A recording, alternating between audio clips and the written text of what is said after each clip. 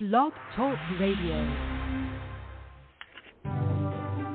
Live from Washington, D.C., it's quintessential listening, Poetry Online Radio. Now, here's your host, Dr. Michael Anthony Ingram.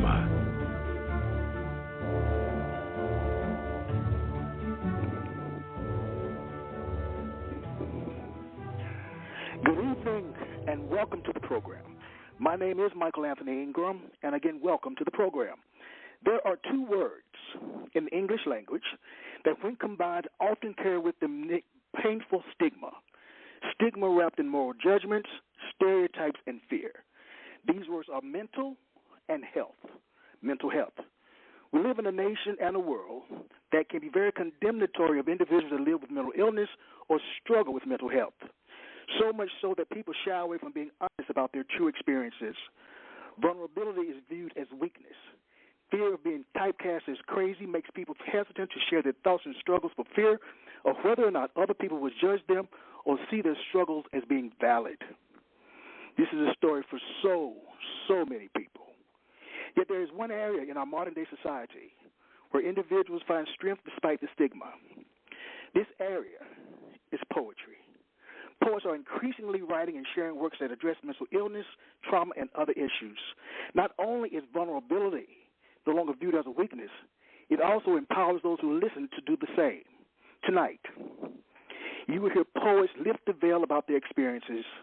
They have found through self-care, professional mental health support, and the assistance of organizations such as the National Alliance on Mental Illness, ways in which to address stereotypes and stigma, giving mental health awareness a positive platform that is much needed and welcome. Tonight, the very first poet hails from Denver, Colorado. Her name is Dr. Christina Bijan. She is an award-winning historian, theater artist, and poet. I give you Dr. Bijan.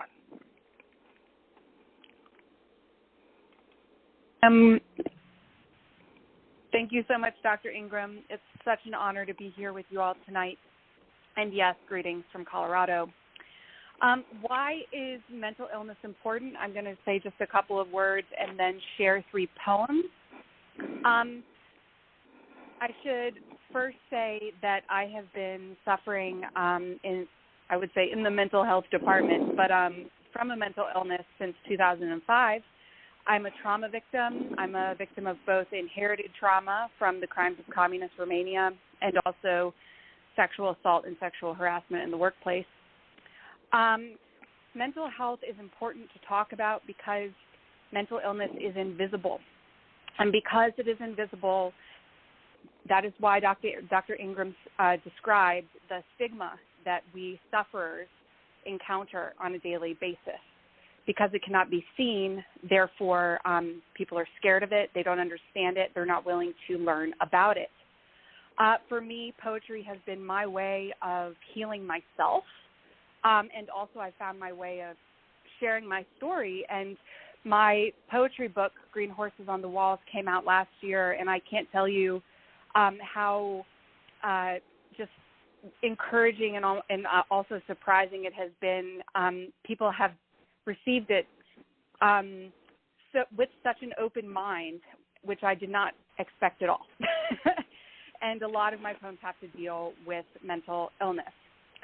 So I'm going to share 3, as I promised, and you also noticed that they all have to do with Romania in some way. The first is equilibrium. Things could be worse. Parents with cancer, love of your life leaves you for the priesthood. You could have more than mental health issues and actually be totally insane. You could never pause to look at the top of buildings. You could be too self-absorbed to think about your family. You could slip and fall, be hit by a bus, forget history, be annoyed by the symphony of honking cars and barking dogs, never cry, not sleep enough, swear off chocolate. You could blitz through life. You could take those you love for granted, be cheap and petty, unforgiving and stupid. But yesterday morning, I saw a young city man buy an old countryman breakfast.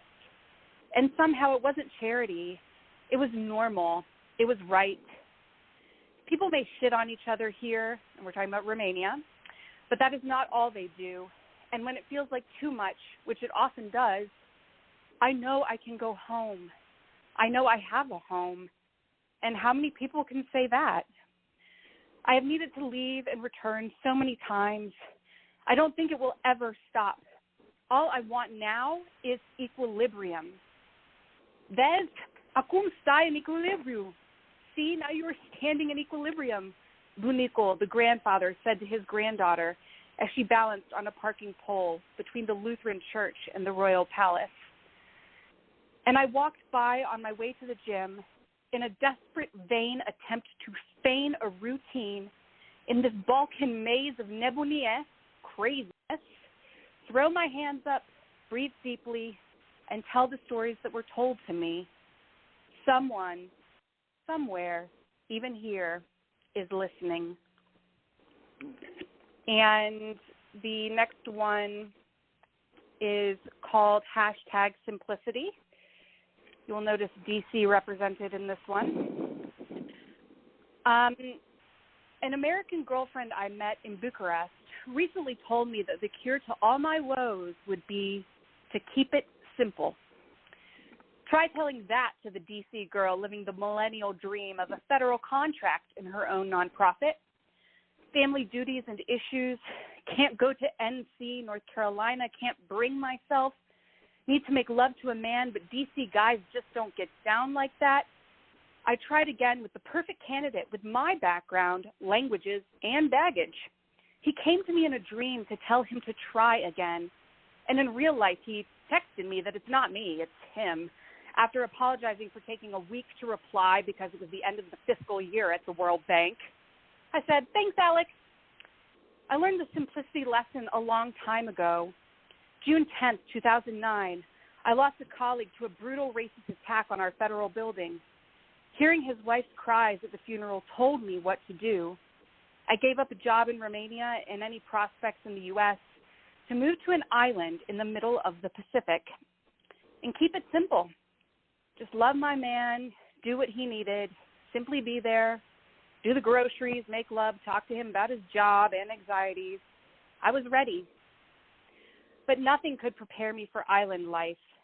Everyone knew he had an affair with a tourist before I arrived. He likes blondes, I said of my brown partner, trying to laugh it off.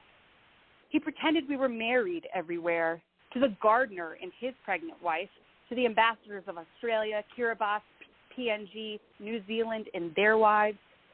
I was owned like women on that island are, but without any of the security. We fought worse in the third world than our second and first world previous versions of self knew possible. Exile from bedrooms, visits to work to make up and cry, and one day he raised a hand to me, and I knew it was over. I left under the guise of having a breakdown, which I had had before. I paid both his and my tickets to take me home, and he never paid me back. On the phone, he would yell after I told him my father had been diagnosed with cancer, Port Vila is my city, Christina. Vanuatu is my country. As I'd ask where and when we were supposed to see each other again. It's been simple, eating grapefruit from the front yard, but that's not what my Bucharest friend meant. Simple as someone to talk to, simple as someone who won't try to use you, simple as someone who can listen, simple as someone who will hold you, simple as someone who won't judge, simple as someone who isn't entitled, simple as someone who can love. I told the same friend yesterday that I just need someone to hug. She told me Sophia, her daughter, has a pillow. Grab a pillow. Sophia's 11, I shot back. But maybe Bucharest's friend has a point. She and I can talk endlessly about extramarital affairs, transcontinental Skype sex, yet as we humans each close our eyes and hope to open them in the morning, it's just me, just as I was at prepubescent 11, before hormones drove me to lose everything and tempt me to compromise my empire of one right now. Luckily, I currently own 4 pillows.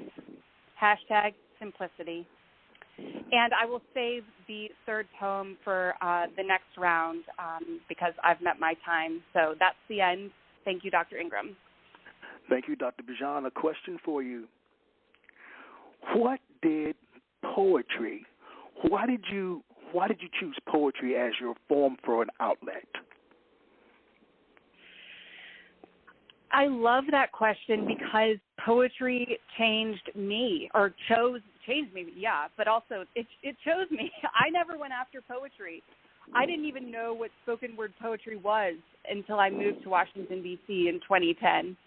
And I had always been scribbling in notebooks. I'm a writer. I'm a creative person. I've written tons of plays. And in 2010, I found myself in a very lonely situation. It was right after the poem that I just read. In terms of the chronology of my life, it was right after that. So I was totally alone and felt very abandoned, and knew about the busboys and poets down the street and had written something small, so just showed up there by myself on a Wednesday and shared the poem, and then there was no looking back. All right, very nice. So that's how it happened. Thank you very much, and we look forward to hearing your voice again. The next person on the program tonight hails from Manassas, Virginia. His name is Brian Donald James. He's a poet, a novelist, and public speaker. Brian, good evening. Good evening, everyone. It's a pleasure to be back on the show. When I think of mental health, I think of being a 7-year-old child and staring at my father as he lay in state in the casket. And those feelings and that anxiety and that fear, I said, I'm going to have to do something with this anxiety. Either it's going to eat me up or either I'm going to create something beautiful out of it. And from then I started scribbling things, and that will be the subject of the very first poem that I will read tonight, a very short poem. The only poem that is titled Untitled among my 200 and 300 because it deserves that honor. But in speaking of mental health, I was thinking about the African-American community.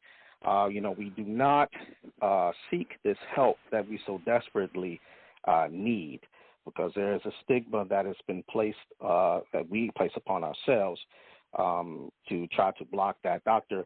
Joy DeGruy had a book called Post-Traumatic Slave Syndrome that deals with generational trauma of the African-American experience. It's not an excuse, but it's a fact-based theory about the hopelessness, the depression, the self-destructive outlook that we have, and our propensity for violence and anger. And the rest of my pieces will really center around that. My grandfather was from Birmingham, Alabama. He was a soldier. I don't know if he was very patriotic, but he wanted to get the hell out of Birmingham. So he went and joined the Army. But he had a lot of issues, alcoholism, gambling, things of this nature. And when I finally met this man, because he had divorced my grandmother, we went to visit him as a child, I looked in his eyes and I could tell that he was just in a state like, what has happened to my life? So if we don't get a hold of this trauma and these things that we do, life will pass us by, And upon further research, I found out that his father died at 31 in the midst of the civil rights activity. So I'm not quite sure how that was done, but I suspect it's rather a dubious end that he met. So this might be some trauma that he suffered, and thus, he continued this destructive behavior. But the first piece I would get into, is called Entitled. I will read that, and then I will skip to the other two, and then we'll wait to the next round for the other poems. This piece is called Untitled. My father left long ago, someone I did not know, just barely a man, he died one night, a young poet of promise in his own right. He wrote of love, he wrote of time, both things lost to his cradled child left behind. Gifted, they say, with words and feelings. So when I write and when I pray, I feel his being. And that was written as a 9-year-old child trying to cope with my father's death. The next piece is going to go into domestic violence and things of that nature and mental health. It's called Norma Ray. As far back as she could remember, she loved him. It must have been right after the war they met at the Jack and Jill formal dance on the concert hall over on Parker Avenue, where only the most affluent blacks would gather for their debutante balls and social calls.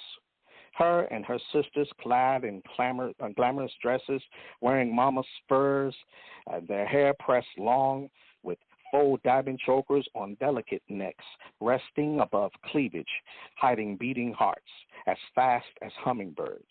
They were as pretty as white lilies in Virginia fields, and in time they would all marry soldiers. Then she laid eyes on him. He was as fine as Billy Eckstein, standing straight in his moss-colored uniform, striped on shoulders, honey brown skin, and a crooked grin, and a voice deep and resounding like thunder in the distance. His speech was not delicate but courteous. His breath smelt sweet and dark like plantation molasses. Now, Norma heard about those Alabama boys. They had a reputation of loving on their women hard, and the thickness in her thighs and hips made him handsy. Yet still he treated her kindly. And with his shiny shoes, his shiny car, and his shiny eyes, a star fell and a spell was cast. So she slightly tilted her head for the kiss of corn liquor, fresh and wet upon lips, as Sam Cooke played on the radio. As a husband, he provided, but it came as a cost. See, men in those times of struggle had ideas about what's going to be and what ain't going to be, abusing the only thing they could control, abusing those who loved them the most, letting the sting of his backhand crash down like seas on rocks, leaving salt and foam to taste, staggering home late from whiskey journeys with a little money kept in his cigarette box of his socks because, see, thieves be looking for wallets. He would come in craving sweets, so Norma Ray would find Katie did tin cans empty, but fragrant with the aroma of chocolate and caramel. He would come home craving sweets and welcome the taste of flesh under her housecoat, and after lovemaking fall to rest with the record player playing low, sometimes with the needle repeatedly skipping beats. Norma could never vilify him nor leave. She just couldn't abandon him. At times he was loving. As a father, well, each child tells their own tale. See, he never beat them, well, only the boy, as his father did him. They were all careful to mind their manners, being too scared to displease. Children tend to behave when they confuse pain with discipline. Now all of their rooms are empty, old trophies and grade school photos among the dust. They have grown up in the midst of this. They don't call now, just like his money. He may have gambled them away. He ain't hardly go to church. Say he ain't like the way folks in church judge on him. He wanted to be free. Say the last time he felt like he was free when he was fighting overseas. So he fought wars at home, expressing love was the only enemy that he could never conquer, leaving the family to be comfortable in misery and joy. All the way from a young Sam Cooke to a late Marvin Gaye, this love, a long, slow drag of good and bad times. She wondered if he found newly found freedom in death. See, women like Norma Ray ain't ever going to give up on you, even when perhaps they should.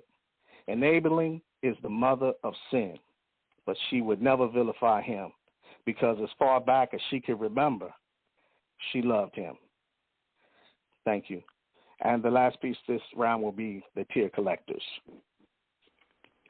If you stared with venomous glares, clenched your teeth through jaws set in stone, twisted your mouth to hurl spit, to sprout hatred, used your fist to pound into flesh, set snarling dogs upon children, and hid under white sheets for newly found courage. If you released your unholy energies upon those who had no refuge, release your unholy marriage of arrogance and unruly law upon the innocent and the virtuous, then yes, you have wreaked fear without remorse, as if there was no divinity in the universe. Remember, we are the children born from ebony and indigo, the reflection of our ancestors' cries. They exist in the midnight of our skins. They are in the skyline of our eyes, dark planets against the moon's eclipse. They are the rhythm flowing in our veins. We are the collectors of their tears, the dust of their bodies released into atmosphere and scattered in time. Now, no longer are they formless. From their pain, we reborn the art of verse. We are the collectors of their tears. Yes, all nations and peoples of suffrage born to reside in solidarity. Nay, we will never taste defeat. You will never conquer peace. We are the collectors of their tears, and even in your deformity, your foul deeds, we survived. We created beauty, a strength unyielding, our greatest inheritance.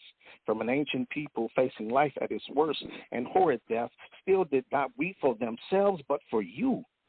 Yes, they wept for you, as you must face your impending and eternal judgment. For there is a divinity in the universe. Thank you. Brian, thank you. Incredible work. You know, thank you. As I stated earlier, vulnerability is viewed as weakness, especially for men, stereotypically for men. How are you able to combat that weakness in your poetry, being a man? How are you able to combat that? Well, I just got her on the strip that I'm a human being. As we discussed earlier, many times you and I would discuss, above being a black man, which I'm vehemently proud of, I know that I'm a human being first, right? And so a human being has strengths and weaknesses just like everyone else. It's a choice, in many situations, if you're going to let something affect you or not.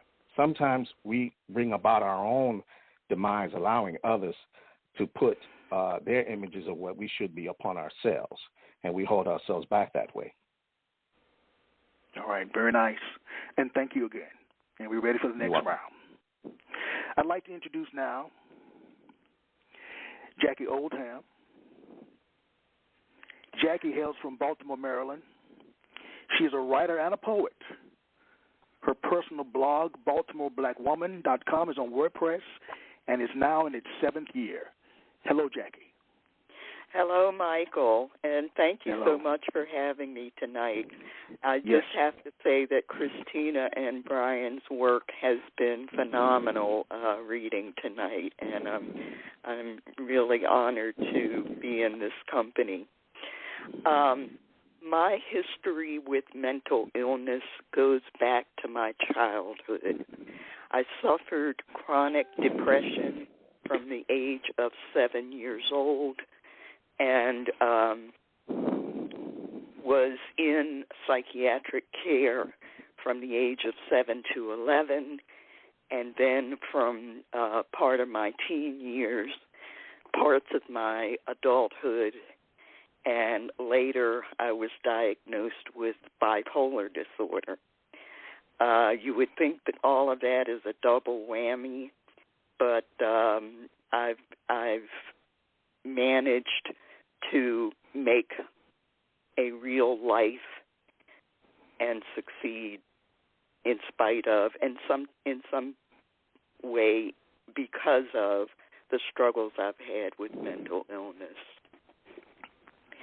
The first poem I want to share was actually published in the spring edition 1993 of Smooth Sailing, which was a newsletter published by the Depression and Related Affective Disorders Association that was part of Johns Hopkins Department of Psychiatry. This first poem is called Nuclear Meltdown. It starts with a shudder, a nervous flutter as control cells zap out and circuits overload. Pacing the floor at 3 a.m., No sleep tonight, but you have to get up in 3 hours. Turn out the light. Stare into the darkness. Toss, turn. Your brain burning, soul churning. You've just nodded off when the alarm clock shatters your nerves. The numb skull shuts out the sound, calls in sick, turns blind to the dawn, shuts curtains and doors, melts down under the covers to blessed, silent, dreamless sleep. 12 hours later, a semi-human form emerges from the rubble. Perhaps you'll face tomorrow. I will keep the perfect balance tomorrow, the smile on my face, every hair in place, not a trace of fear, never shed a tear tomorrow. That is a portrait of depression. My second poem, which is unpublished, is called Unflinching Selfies, and it speaks to kind of the duality of how we see ourselves and how others see us, and what our expectations and others are. Unflinching selfies. Caught in the glare of the bathroom light, she stands forthright in front of the white door, straight ahead, unsmiling, but confident in the truth of her demeanor. Brows furrowed, eyes coal black, a sag below the blind eye, giving way to the slope of her broad cheekbones and down to her full brown lips and small chin. Yet she also knows what is expected of her. Shrouded in the soft glow of her bedroom, hurricane lamp, and television screen, her black art a frame behind her, she sits, her trademark smile, with cheeks further broadening, teeth glowing, radiant in love-giving. This next poem is one of two, and I'm saving the second one hopefully for another round. But this poem talks to the stigmatization of mental illness and is essentially my life story. There was a little girl who bore the stigmata of being different from the moment of her birth. Born black and prematurely in the early 1950s, confined to an incubator and separated from her parents for the first 3 months of life, she missed the connection of love and belonging. She was clingy, shy, withdrawn, overly sensitive. She took refuge in books and music, her secret powers. But these powers further stigmatized her. She swallowed the names she was called: aloof, big for her britches, crybaby, misfit. So she buried her secret powers, using them only for herself. As she grew, her own body betrayed her, protruding and curving at age 7. Depression and secret thoughts of suicide, if only to kill the pain of existing, followed. Psychotherapy began. Despite herself, she embraced her superpowers, performing songs and writing poetry in high school. Depression and secret thoughts of suicide followed. Non-lethal doses of pills to kill the pain of existing followed. Psychotherapy began again. Antidepressants were added. College was a challenge, but she soldiered through, majoring in English instead of her dream, psychology. Career was a challenge, but she worked hard, learned the craft of editing. At 29, bipolar disorder appeared out of nowhere.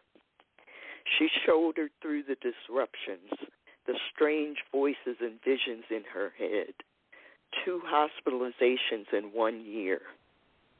Lithium was added to the antidepressants.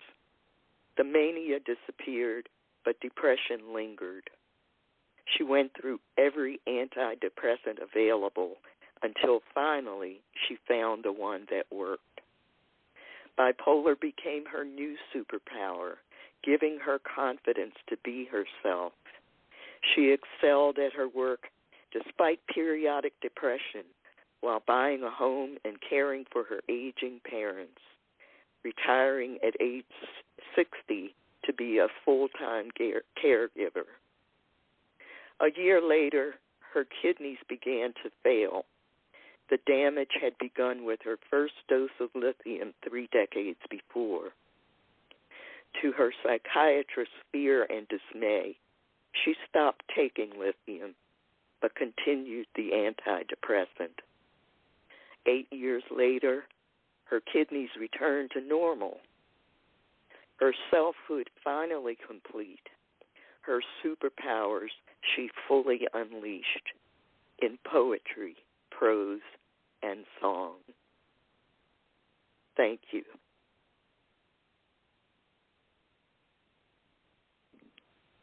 Jackie, that was beautiful. Thank you.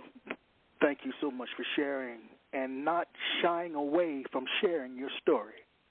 Not at all. Not at all. In a poetic My hope way. is that it helps someone else. Yes. Thank you, Jackie. Mm-hmm.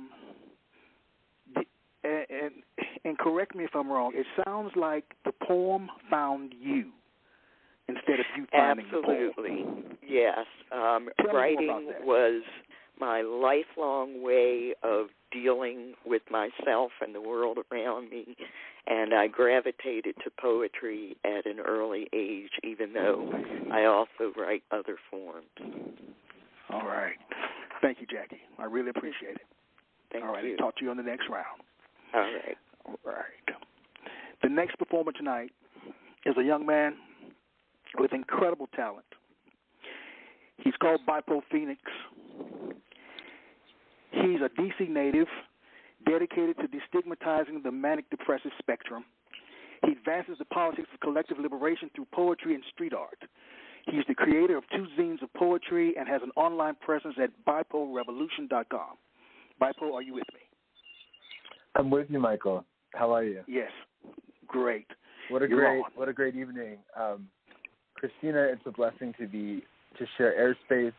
We've been in each other's recovery journeys for more than a decade now. Brian, pleasure to meet you. Jackie, amazing. And I chose the poem to read first, just listening to your last poem, actually.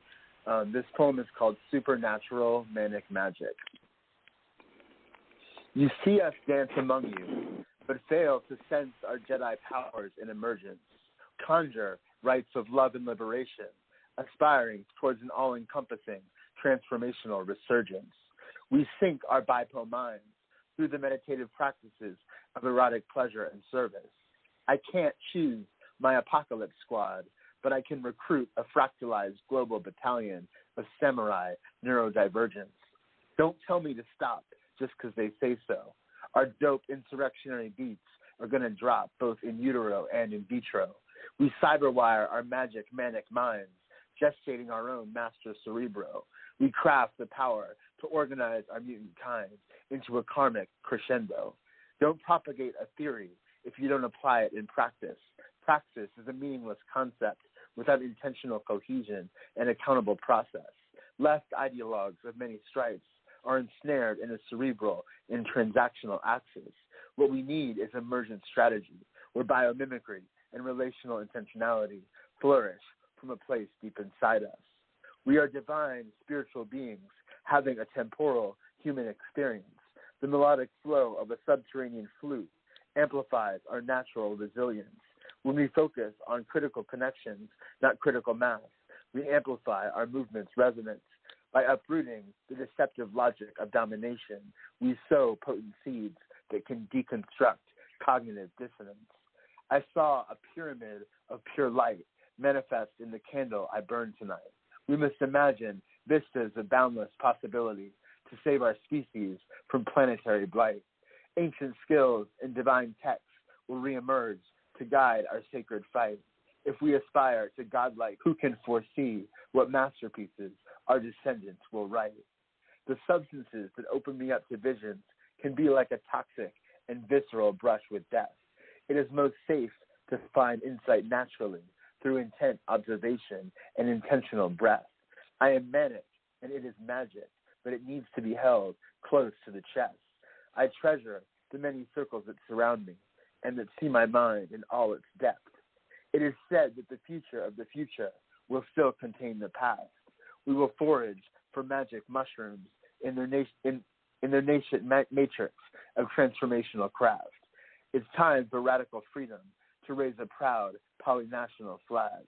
Our supernatural, manic magic rises transcendent, moving like water in search of a grounded evolutionary path. And I think I only have time for one before the 10 minutes is up. I wasn't totally watching what time it was when I started. So substance use and mental health challenges are both part of my story. And this is the poem called Stigma, where I address both of those and also kind of relate to some of the political issues that motivate my work as well. So the poem is called Stigma. I am proud of how I show up for life on the manic-depressive spectrum. I am proud of my creativity and empathy and of my spiritual insights and practice. I resist the dogma that calls all of this a disorder because when balanced, my neurodivergent mind is open to inspiration that is both ecstatic and grounded. At the extremes of florid mania or psychotic depression, my condition is pathological, but I am not defined by my most difficult moments and refuse to be labeled by terminology that does not fit my lived experience. When it comes to mental health, stigma is a mind killer, and it stops millions from seeking support, recovery, and resilience.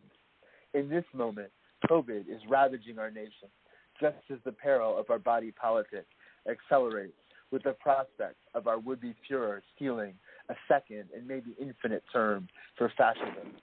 In this moment, depression, anxiety, and intense grief are natural. We need to be starting conversations with one another, creating space for collective healing. My own healing has moved forward qualitatively through my recognizing that I struggle with addiction, which is, at least for me, definitely a toxic and potentially deadly disease. For years, I played with fire, cocaine, meth, alcohol, pot, or acid, all in search of a sustained celestial high that I have only found in recovery. I still have plenty of challenges to confront, but having a baseline of a sacred and sober high has transformed my reality. On both of these fronts, mental health and addiction, stigma is a toxic mind killer. This social demon creates shame and silence where we are most in need of compassion, information, and radical honesty. I am guided by the belief that those of us who struggle with life's most vicious demons can become samurai geisha in the evolution of a new world. Stigma is our collective enemy. May we rise up for compassion, understanding, empathy, and collective liberation. Wow. Thank you, Bible Phoenix. Thank you so much. I have a question for you. Yeah. Based on what you know, what is the role of a poet in modern-day society? Well, I feel like there are just poets everywhere. There are lots of little poetry circles in D.C. where I live and regular open mic events. It feels like there's a movement of people finding their voice in this medium. And I don't know that there is any one role, but for me, poetry is my main way of communicating with the world. It's my main way of recording my own internal thought process. It's the main political work I do at this point, because I have grown beyond feeling compelled to just run to the next protest and the next action like a chicken with my head cut off. All right. I want to step back and have a bigger picture. And for me, poetry is a way of synthesizing divergent themes that are rooted in a common reality. So my work deals with, the vicissitudes of capitalism, mental health, mental illness, sexual liberation, spirituality. Those are some of the main themes that I weave in and out of different pieces. And of late, I've been exploring kind of different ways of seeing things spiritually, looking at astrology, looking at shamanic traditions, kind of researching indigenous African traditions, and just really trying to always be teachable. Someone I really respect said that the more you learn, the less you know. So there's what you know, there's what you don't know, and then there's the unknown. And the more you learn, the larger and larger that becomes. And so just being really humble about it is super important to me because, I feel like I can always learn from anybody's feedback about my work. There's always something to learn from what anyone has to say, even if you disagree with them. And I've taken to assuming that that my own higher power gives its voice through many, many people, and it's my job to listen and just pay attention. Beautifully stated. Thank you so much, and we'll see you on the next round. Thank you, sir. All right. The next poet on the microphone tonight is Aaron R., who hails from Arlington, Virginia. He is an editor, producer, and director of his own poetry videos and owner of Politically Correct. More information can be found at AaronRPoems.com. Aaron, are you with me? Yes, sir. How you doing? All right, you're on. It's a privilege to be on the show again. Also, shout out to everybody else that's been doing their poems. It's been an honor to just be on the show and to hear everybody's lovely work that they're doing. I think one of the things that I pride myself off of as a poet is trying to make sure that I'm inclusive of societal issues. And I think that mental health is a huge issue in society. And I think especially in the African-American issue, in the African-American society, like Brian was talking about, and a lot of people don't often get help. So I think using my platform and using poetry as a creative way to bring light on this subject that needs more light on it. And so from that, the poem that I'm going to share tonight is called Who's Really Mentally Ill? The elephants in the room are always, that person can't do it because he or she is mentally ill. Or, those are the people that have to see a therapist. Or, those are the people that need to take pills. Or you hear, those are the people that have no friends. Or they're weirdos, they can't do anything. These stigmas never end. But what's the big deal about people who get depressed, suicidal, hear voices, get anxious, or feel stressed? Better yet, what's really wrong about getting those symptoms addressed? And what about all the positive things that the quote-unquote mentally ill people do the best? And not mediocre, I mean better than the rest. Abraham Lincoln was depressed and suicidal, but he was also the 16th president of the United States. What a revival. Beethoven was called bipolar, but he still was, and there's a lot of people's idols.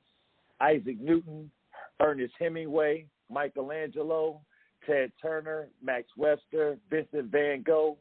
The list of success stories just continues to grow. But unfortunately, not everybody gets the picture that I'm painting, though. They stood tall and they stood strong. Even though it appeared they were weak and would waver, they wouldn't fall and kept carrying along. Without a caterpillar's struggles, there would be no butterflies. And we prevent the natural beauty if we don't give people their room to fly. People ask why. Do you get help? as if there's something wrong with bettering self. True riches is with health, not with wealth. So make sure you take care of your mental health. You can also see this poem video at AaronRPoems.com. Thank you very much. Thank you, Aaron. Got a question for you. I think I'm ready, Michael. I think I'm ready. Right. I hope I'm ready.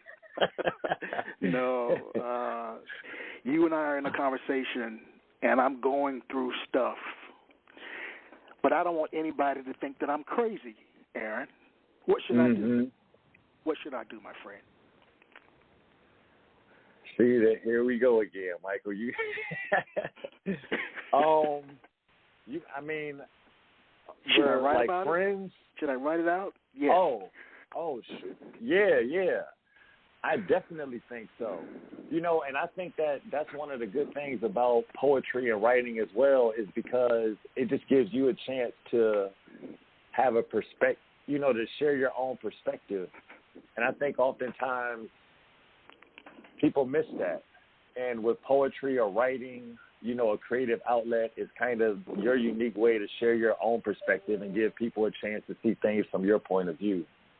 So I absolutely think that that's good, to let out your emotions or your thoughts in some type of healthy way and give other people a chance to actually see where you're coming from.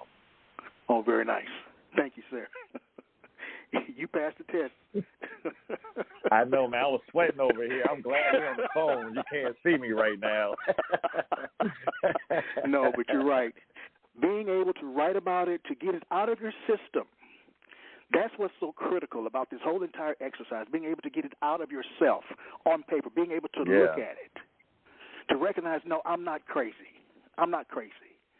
There's something happened. I need to somehow find a way to work with it and find others who can assist me work with it, but I'm not going to claim that label of being crazy. That's what's so important. Yep. Thank you again. All right. I'd like to share a piece of poetry now by a person who emailed me from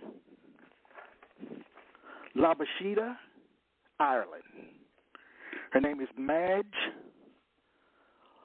O'Callaghan, and the piece is titled Saturday. Yes, I see you as you struggle to help her to gain composure. Bring her some water, lie beside her on the bed, stroke her cheek, kiss her softly, tell her that it won't be long now. That behavior is not appropriate in here, the security man tells you. You may not kiss. Hisses in my head. In public, in this place where you are expected to wait for hours on end to have her sing your love, your burden, your girl with the long hair and the loudest voice, fighting with her invisible demons, hoisting herself up on one elbow now, to shout obscenities at some imaginary foe dancing in her head. I see you, and to my shame, I say nothing. As a security man not joined by another burly bouncer confesses in earshot that he is fucking exhausted, having worked a double shift, having to keep an eye on the one on the left, mad as a hatter she is, and your man kissing the face off her, think he's in a bleeding hotel he does. I hear him, and to my shame, I say nothing. She dozes at last. 11 hours, you tell me you've been here, waiting to see someone who will meet your girl for safety and care, someone who will slay her dragons, kill the voices in her head, calm the battles, save her from herself. But it's Saturday, you say. Wow. And here's another piece called I Can See the Tops of Trees, but I Can't Reach Them. I can see the tops of trees. I can see the tops of trees, but I can't reach them. Lord knows I've tried to reach the tops of trees in my mind, in my life, in my time. Yet every time I scale the heights of an old oak tree in order to reach the limb of the highest branch and touch the greenest leaf, reality gently but assuredly pushes me back down to the ground. And there I am again looking up at the tops of trees in my mind, in my life, in my time. I can see the peaks of mountains, but I can't reach them. Lord knows I've tried to reach the peaks of mountains in my mind, in my life, in my time. Yet every time I climb the cliffs of the craggiest mountain in order to taste the pureness of untainted snow, reality gently or confidently pushes me back down to the ground. And there I am again looking up at the peaks of mountains in my mind, in my life, in my time. I can see the crest of clouds, but I can't reach them. Lord knows I've tried to reach the crest of clouds in my mind, in my life, in my time. Yet every time I fold my arms in order to cradle a wisp of God's immaculate breath, reality gently but willfully pushes me back down to the ground. And there I'm again looking up at the crest of clouds in my mind, in my life, in my time. I can see the meridian of the sky, but I can't reach it. Lord knows I've tried to reach the meridian of the sky in my mind, in my life, in my time. Yet every time I stretch out my arms in order to seize a piece of Mount Olympus on high, reality gently but deliberately pushes me back down to the ground. And there I'm again looking up at the meridian of the sky in my mind, in my life, in my time. Reality, won't you stop pushing? And please, let me dream, let me reach, let me love, let me be. You know, as someone who lives with mental illness myself, there have been many times that I've felt as if I've attempted to reach the tops of trees and was able to do so due to my thoughts. And I wanted reality to just stop pushing and allow me to reach my dreams and my goals. But due to mental illness, I felt that I've been unable to do that. But despite that, like many of the artists shared tonight, we were able to conquer and overcome that to live a fulfilled life. What I'd like to do now is to bring in the president of the National Alliance on Mental Illness, the DC chapter, Ms. Jean Harris. Hello, Jean. Hello, Michael. Can you hear me? Yes, I can. Okay. I am so honored to be here tonight, especially listening to those wonderful poets. 3 of them I know personally, yes. You, David, and Christina. And to hear, and what I was thinking about as I was listening is I am hearing and being in the presence of resilience and recovery. And what is important that I think for others who may be listening to realize is that how common mental illness is in our society during ordinary times. And what do we imagine is happening now when we've been under a year of the most unusual circumstances that most of us have lived through in our lifetime? And to hear the poems today, I was just moved by every single one of your individual poems and how you express yourself. But I want to give some statistics for those listeners out there who may be still struggling with even identifying or recognizing or seeking help, that you're not alone. Because right now, as of 2019, that was before the COVID came to the United States, 20.6 of United States adults were affected by mental illness. That's 1 in 5. 5.2% of United States adults were diagnosed with serious mental illness disorders. That's 1 in 20. 16.5 of United States youth from ages as young as 6 years old to the ages of 17 were struggling with some form of a mental illness. 24% of young adults from ages 18 to 25. 36% of adults ages 26 through 45 were diagnosed. These are the only diagnosed. Now think about all of the others out there who are going undiagnosed, unidentified, and untreated. 26.4% of adults 45 to 64 years of age, and 13% of adults over 65 years old suffer with severe depression and other illnesses related to isolation and some mental disorders. 33.8% of adults live with co-occurrent disorders. That means they're utilizing substance as well as having a mental illness diagnosis. And unfortunately, these numbers do not reflect the significant number of individuals that are in the lesbian, gay, or bisexual parts of our society. And I just wanted to point that out to say what I was hearing tonight is resilience in the poetry, and being honored to hear and listen to people express themselves. And hopefully some of your listeners who may be wondering or pondering where they are and what they need to recognize that there is hope and resilience. There are places like NAMI DC where we provide education, support, and advocacy to individuals, provide support groups twice a week now on Wednesdays from 7 to 9 and Saturdays 2 or 4. And if all of that, you can contact us by calling our office number at 202-546-0646. We're not in our office currently because of the restrictions, but we certainly are available by phone for anyone who needs us, and we are still in business. And I just want to close with this remarks, Michael.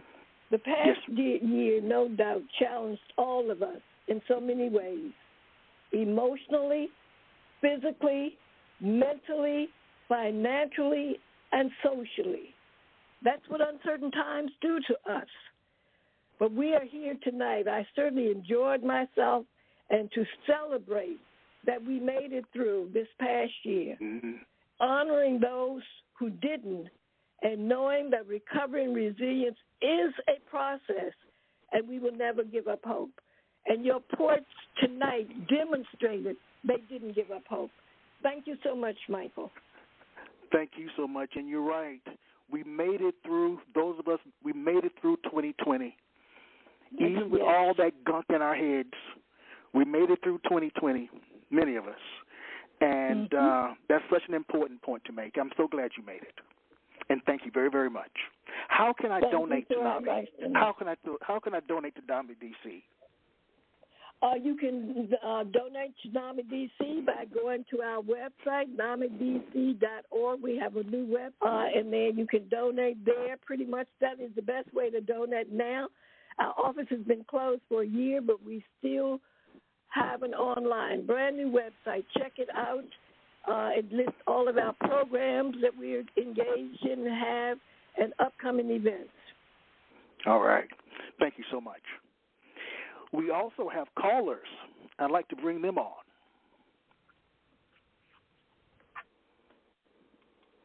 Your area code is 215. You're on the air. The first three numbers are 9796. You're on the air. Oh, sorry. I was just calling in to support a friend. Sorry about that. Okay. All right. Well, thank you for calling. Area code 402. You're on the air. The first three numbers are 763. You're on the air. Can you hear me? Yes, I can. Can you hear me? I can hear you now, yes. Hello? Yes. How are you? I am good, and that was very pleasant and soothing for my mind. I mean, I just want to thank them for their work and for their time tonight, and I'm glad to be here. I'm glad that I picked it up. I was a little late, but I'm glad I made it. All right. Well, thank you for calling in. All right. Thank you, sir. All right. Now it's time for our second round. We're going to start with Dr. Bijan. Dr. Bijan, you're on the air. Excellent. I would like to first say that I'm just so inspired by the other poets and Jean's words tonight. I really, it's amazing what people, it's one of those, you never know what somebody's going through. And to hear the truth shared tonight, I feel that I'm not alone, but I also feel very inspired. It took a long time to put my life back together, and I wouldn't even say that I've come out the other end yet. Anyway, this has been a very inspirational evening. The final poem I'd like to share is one that captures what it's like to be in a psychiatric emergency room. So when you have a psychiatric crisis and maybe you're picked up by the police or whoever and put in one of these emergency rooms.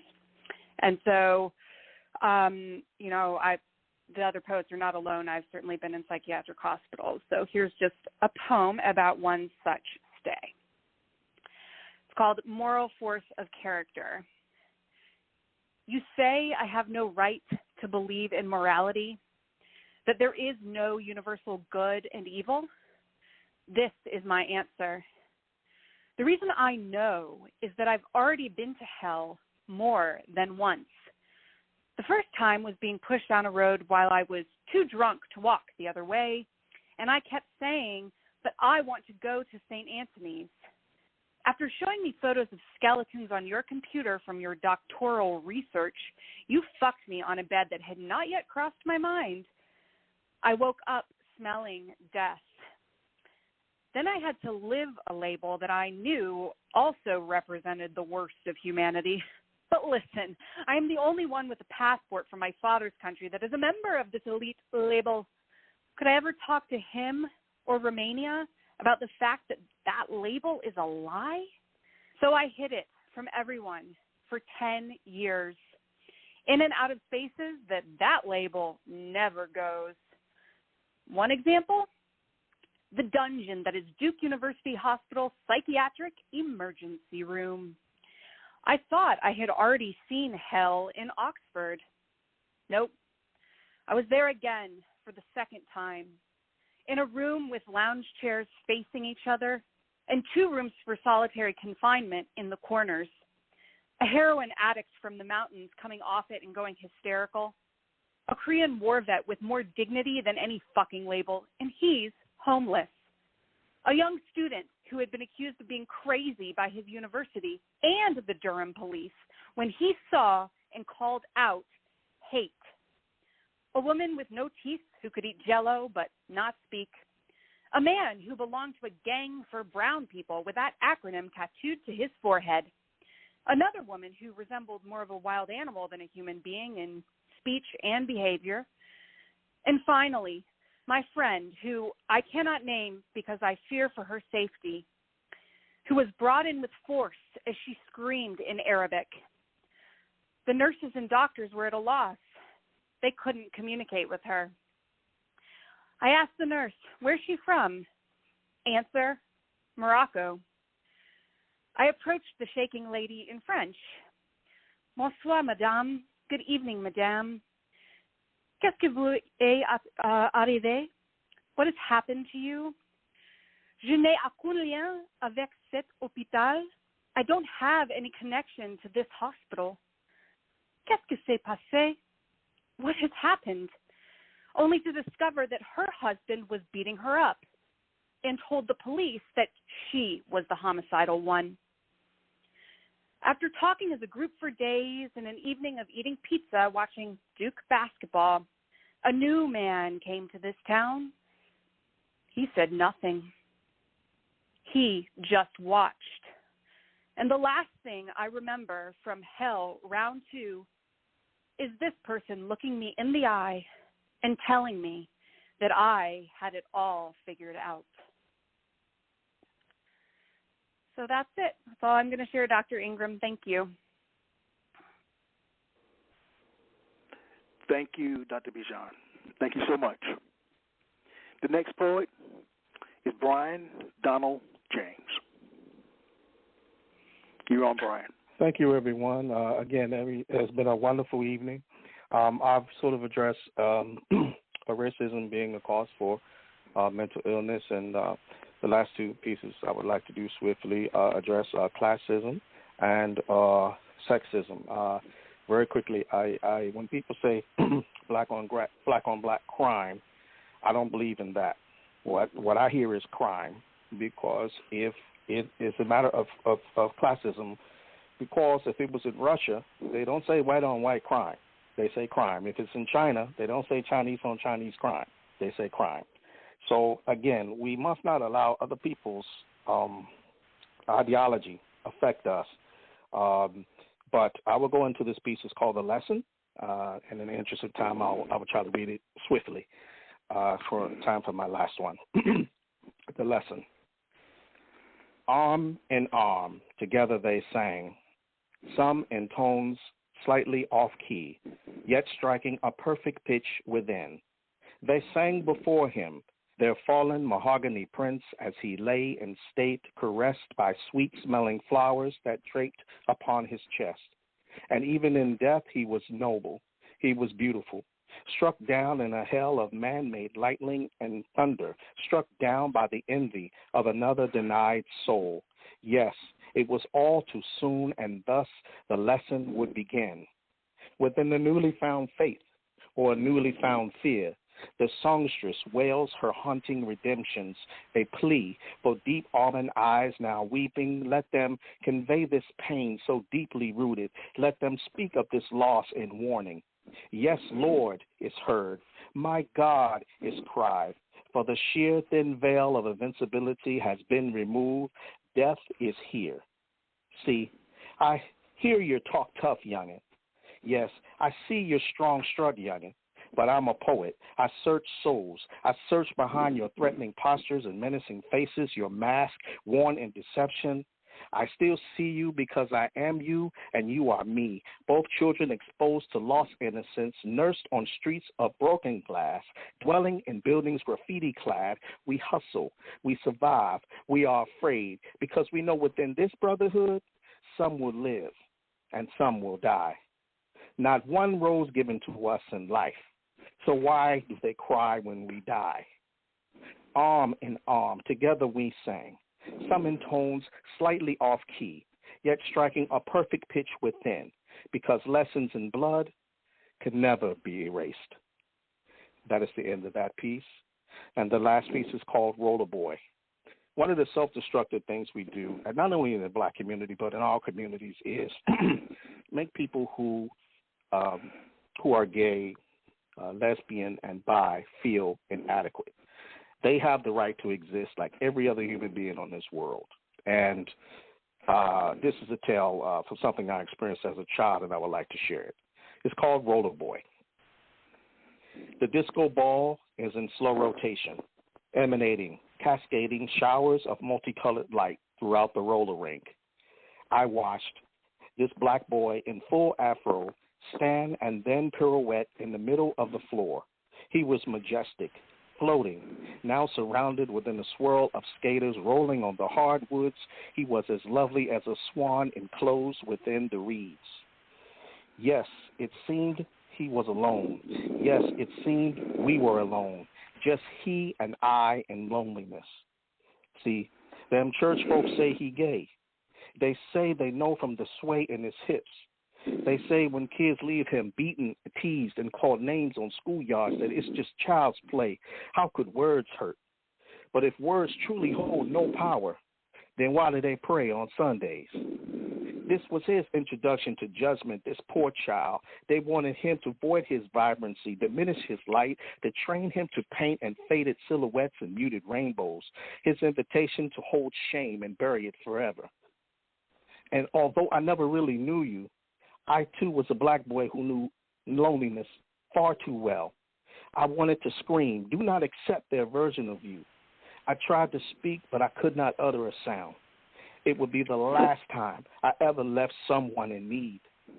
Roller Boy, wherever you are in this world, I want you to know I thought of you every day since the day I saw you stand and then pirouette in the middle of the floor. You were majestic, floating, now surrounded within a swirl of skaters rolling on the hardwoods. You are as lovely as a swan enclosed within the reeds, and yes, I prayed for you so that you would never be alone. Thank you so much. Thank you, Brian. Incredible work. Thank you for being you, my friend. Thank you. Thank you so much. All right. Ms. Jackie Oldham. Thank you, Michael. The poem I'm going to read now is a work in progress. The title is part of that progress, and I will not state it. But I will, and it's a long work, so I'm abbreviating it. The true definition of bipolar is simple and impartial. Having or marked by two mutually repellent forces or diametrically opposed natures or views. To be bipolar is not the same as being flighty, capricious, or whimsical, like forgetting your glasses are on your head and not your face, or mistaking your remote for your cell phone. To be mental is nothing like banging your fist on your steering wheel while stalled in traffic or forgetting where you parked in the mall. We are all bipolar. The difference is in degree. We all have competing thoughts, moods, emotions, reactions to everything we encounter. In the blink of an eye, we laugh to keep from crying. We weep tears of joy. The difference is in degree. If you are laughing to keep from crying and weeping tears of joy during a weekend at a Florida campground and after the gold rush is playing, while you're staring at a jet plane streaking across the blue sky, and you're hoping the plane will stop for you and carry you off to the rapture, but you let out a blood-curdling scream because the jet plane left you behind, then your bipolarity is disordered. Your brain is playing tricks on your mind. You know something's wrong with your thinking, but you don't understand why. As your companion calls an ambulance, and the cops forcibly put you inside. At the hospital, you're led to a holding room with padding on all the walls. A nurse sternly studies you through the pane of the locked steel door. In confusion, you call out her name. She looks just like a waitress you know back in New Orleans, so you call out, "Gaynell," but the nurse doesn't respond to you, just says, "That's not my name." Finally, it occurs to you if you say the name she gives you, she will let you out of the room. She leads you to the day room to meet your new ward mates, where you will spend the next 72 hours trying to sort yourself out. There's a piano in the day room, and someone has a guitar. So you sit yourself at the piano and you begin to play the opening strains of Stairway to Heaven, and the Indian girl starts to sing it, while the white guy strums guitar. And now you've made some friends for life, though you'll never remember their names, but you remember forever the label the doctor gives you, acute psychotic episode or new bipolar disorder. And so the journey begins. Thank you. Powerful, Jackie. Thank you again for sharing your work and Thank sharing you. the truth. Thank you for having me. Yes. The next poet is Bato Phoenix. You're on the air. Great. Quickly, I just want to add one thing to what Gene said about donating to NAMI DC. Someone contacted me because they had trouble using the website. If you have PayPal, you can send PayPal to ed@namidc.org. That's another way to make a donation. Will you say that one more time? Say that one more time. The letters ed@namidc.org. NAMIDC.org. You can PayPal to that address. All right, thank you.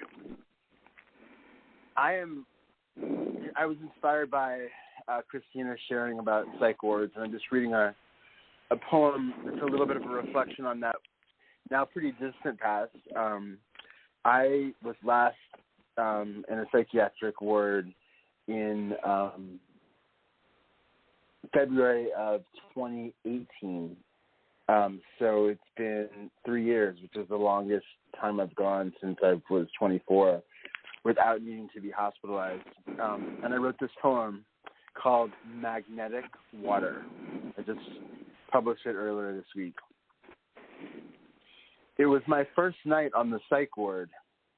I submerged the Bible in the toilet, imagining that I would recreate the sacred text over the course of my stay. I imagined that the water would unearth messages and channel symbols not visible to the naked eye. Floridly manic and coming down from a heavy stream of stimulants. It made perfect sense at the time. This biblical episode earned me the coveted honor of 24-hour supervision by a health aide until the day of my release. The push and pull of water captivates my mind. I remember summers at the beach when I still felt the unrelenting undulation of the waves and tides while I slept.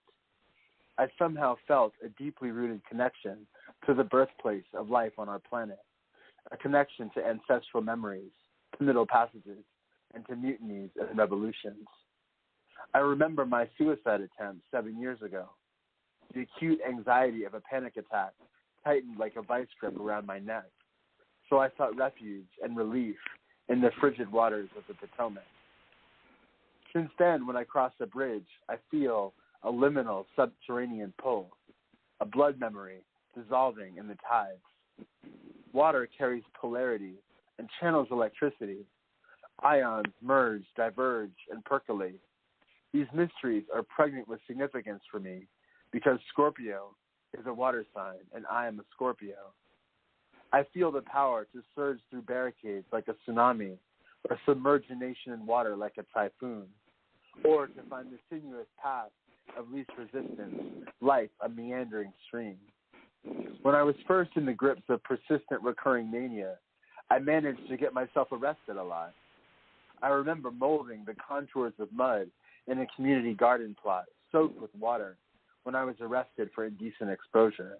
Incarcerated, I remember thinking that if I could somehow flood my cell with water, I could reverse time and open a new temporal portal. So I ruined a nice pair of Miu Miu boots trying to keep the toilet's water from draining, crafting a postmodern diluvian episode.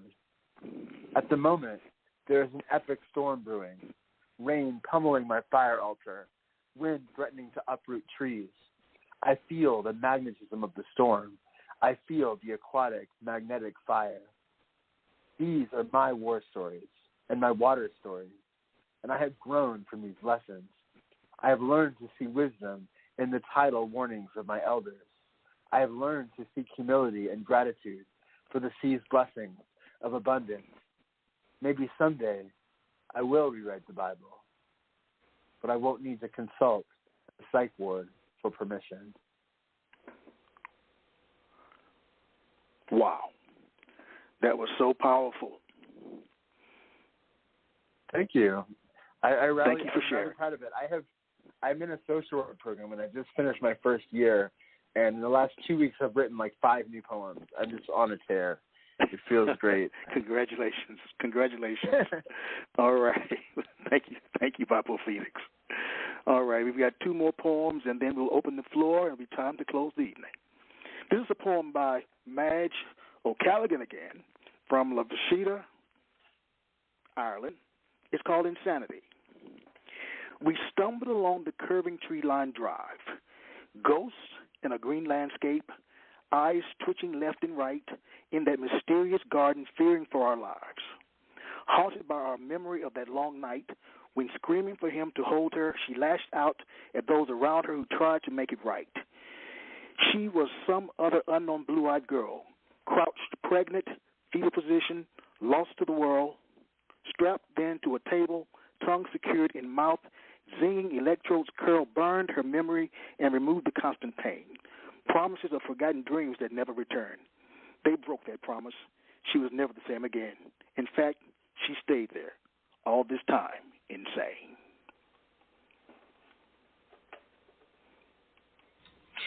It's a crime to feel so blue. It's a crime to feel so blue. Although I like the hue of blue as a color of ink in a pen. A fountain pen to be exact, one that glides gracefully across the page with certainty and purpose. Yet today there is no pen, just the color blue, and the blue stain alone doesn't glide so easily their jagged edges and crevasses that hide years of despair. It's a crime to feel so blue. Although I like the hue of blue as a color of a suit, double-breasted if you will, sleek, secure, strong, but I'm not wearing a suit today just the color blue, and on me, blue alone doesn't look or feel as well. It hangs, it sags, and it weighs me down like an elevator carrying a heavy, heavy load. It's a crime to feel so blue. Although I like the hue of blue in the summertime as a backdrop for the sky, then its resplendent color highlights a white puff of cotton as speck of the horizon. Yet it's wintertime, and the cerulean skies have gone, and what remains is just a color blue, now a melancholy shade that does nothing but remind me of the severity of my discontent. It's a crime to feel so blue. If you're my judge, either convict me or set me free. I don't want to be convicted anymore. I don't want to feel blue anymore. I'm going to be resilient. I'm going to empower myself to bounce back. I'm going to use those mechanisms that are important to me, such as poetry, such as finding mental health assistance, such as working with national organizations like NAMI to make changes in my life. I'm going to open up the floor now to everyone, and then we're going to call it a night. All right. You're on the air. Everyone is on the air. All right. That was wonderful. Appreciate everybody. I just want to give a salute to everybody who performed and shared their pieces tonight. And you too, Michael. That was awesome. Well, thank you, sir. I'm really glad we had an opportunity to put on this program. It's one of my favorite programs of the year to put on. I would just like to say I'm amazed by how similar our stories are, and just the fact that we are all able to share them in ways that let other people know what the experience is like and what we can learn from it. Yes. Yes, I agree with that. That's real life. Yep. Somebody on their way to the hospital. That was. I muted myself. That was just on fire tonight, Michael. That was it. Show on fire tonight. I just wanted to share a thought about the event, the program, which is that I feel like poets have an important role to play in crafting nuanced language for discussing the many ways mental health conditions express themselves in people's lives, and to give people a sense of hope. Because to me, like, anyone can write a poem. Anyone. There's a very low bar for, and I think that creativity is very tied to mental health stuff. And creativity is a great healer.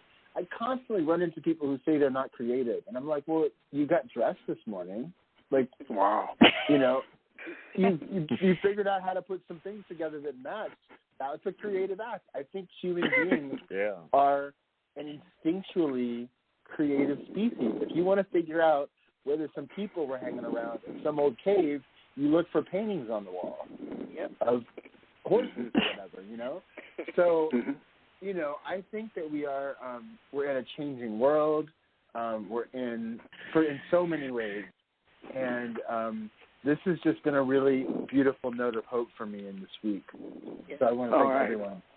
And also, very nice, if any of you are interested in, if any of you are interested in doing ongoing events with NAMI DC, we have kind of a regular creativity and mental health kind of work that we do. So feel free to reach out to me through Michael or through my website, which was shared earlier. All right. Anyone else? Final thoughts as we close. I would like to say something. I talked with Michael before the show, and I just hope we help somebody tonight. If you're suffering from something, please reach out and get the help that you need. That said, if you enjoyed my work, more can be found at Reading.docx, or you can contact Dr. Ingram. And if you have an organization or something, I'd love to be a part of something positive and helping people like tonight. But again, we just wanted to get together and help someone tonight. So if you have some issues, please reach out. All right, thank you, sir. Anybody else? Yeah, I'd like to say thank you for the invitation. It's been an honor to share this space with everybody. And the final note I'd like to end on, Bipo Phoenix he talked about connections in one of his poems. And I've been thinking a lot about recently in my own life how important community is. So if you are struggling, my first advice would be, surround yourself with love, family. If you don't have family, friends, if you don't have friends, community, find NAMI DC. And I really believe that if we have more community support, because we live in the most individualistic country in the world, right? Yeah. And so I believe that it really is community, at least in my case, that has helped so much. Absolutely. All right. Well, I'd like to thank everyone. Jen, you got anything else you want to say? Well, I was just going to say I'm so glad to be a part of this.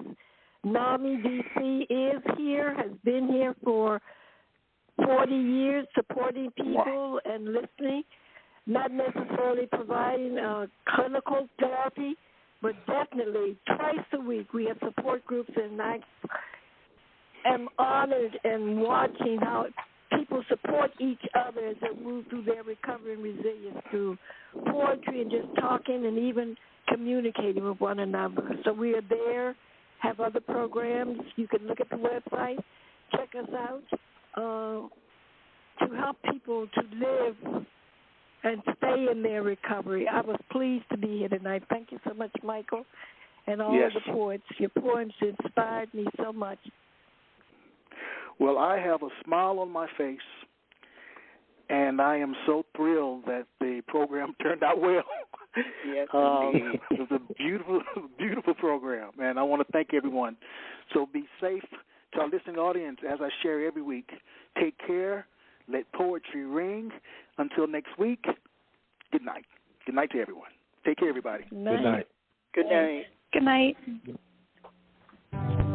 You have just listened to the Quintessential Listening Poetry Online Radio Podcast with your host, Dr. Michael Anthony Ingram. Subscribe to our podcast on iTunes, Spotify, or Stitcher. And make sure to catch our next episode.